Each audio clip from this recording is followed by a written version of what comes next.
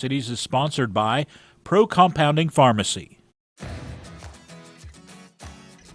Well, here on our show, we continue to learn more about pro-compounding, what that means, and how it works to help and heal.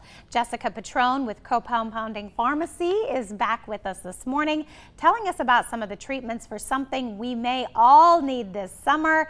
That's getting rid of the itch. Jessica, good to have you back on the show. Thank you. We were talking about this is kind of that season. I said I had a friend that was just, oh, she had poison ivy all over her arm. Yep, and that's exactly right. Poison ivy, poison oak, it's out there right now and everybody's coming in contact with it while they're doing their yard work. So I thought I'd take the opportunity just to go through some treatment options for that, since it's likely going to hit somebody in your family this year. And of course, you always have that different approach to treatments with the pro-compounding. We do. Yep. So when you're exposed to poison ivy or poison oak, probably the first thing you want to do is make sure that you wash the area with soap and water.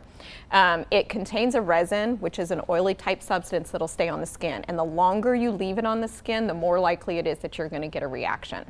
So if you get it off, that's the best thing to do. Wipe it down with alcohol after you've washed it. Alcohol's really good at cutting through those oils. And hopefully you got enough of it off that you don't have a reaction. But if you do, you're going to end up with an itchy rash. And how do we treat that? Okay. So there's some things over the counter that you can get, some mild steroids, some things to help numb the area, help with the itch. But likely it's probably a good idea to have something on hand that's prescription strength that can be a little bit stronger and really help with any itching or potential infections that can come from scratching it. Oh yeah, because it spreads quickly and it is miserable. And so you have come up with some different ways, some different treatments. Are they ointments then? Yeah, so usually what we do is some kind of topical cream or ointment, and we can combine several things together. So it might be stronger steroids than what you can get over the counter, antihistamines, mast cell stabilizers, things to numb the area, because if it's numb, then you don't itch. Yes. Even antibiotics topically. And what's nice is we can put all these together in one cream.